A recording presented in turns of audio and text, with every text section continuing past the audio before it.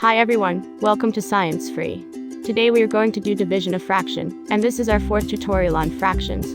If you are not quite clear on how to solve fractions, please continue to watch our videos on how to, and you can also subscribe and like so you don't miss out any of our amazing videos here. To solve division of fractions, the first step you need to do is to rewrite the fraction with the division sign changed into a multiplication sign, then invert the fraction on the right hand side. If you notice, we have 2 over 3 divided into 4 over 2, but when it is rewritten we have 4 over the 2, which then changed to 2 over 4. Calculating this fraction, we now divide 2 into itself, that equals to 1. Dividing 4 into 2, that then equals to 2.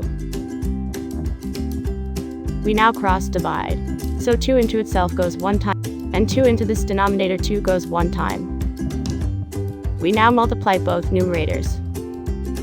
So 1 times 1 gives 1, and now the denominators which are at the bottom we multiply 3 times 1 and we got 3. Our answer is 1 over 3. For this second one we also rewrite, but with the fractions on the right hand side inverted, and also with the division sign changed into a multiplication sign. 3 can go into itself 1 time, and 3 can go into 9 3 times. Multiplying the numerators together we get 1. And the denominators, which are 6 and 3, when we multiply them we get 18. So our answer is 1 over 18. We could have taken another approach to solve this fraction. Let's go into another example.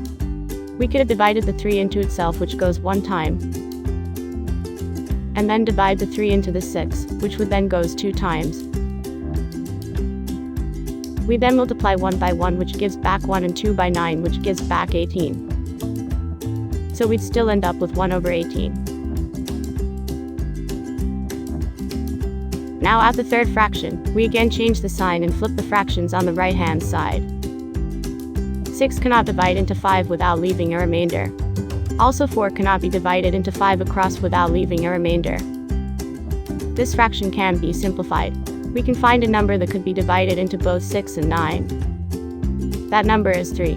So 3 into 6 goes 2 times, and 3 into 9 goes 3 times. We now multiply both numerators, which are 2 and 4. We got 8 after multiplying.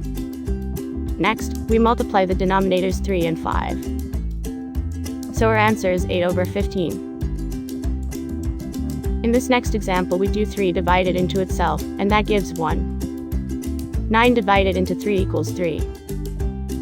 We multiply 1 by 1 for the denominator, and 2 by 9 for the numerator, and we got 1 over 6. Let us now do the fifth fraction. For this fraction we can cross divide.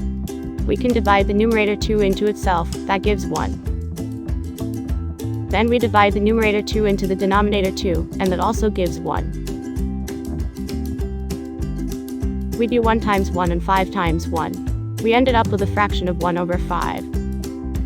Let's solve the last one. Please, you can pause this video and add this one. Solving this fraction, we divide 2 into itself, which equals to 1 on the left hand side.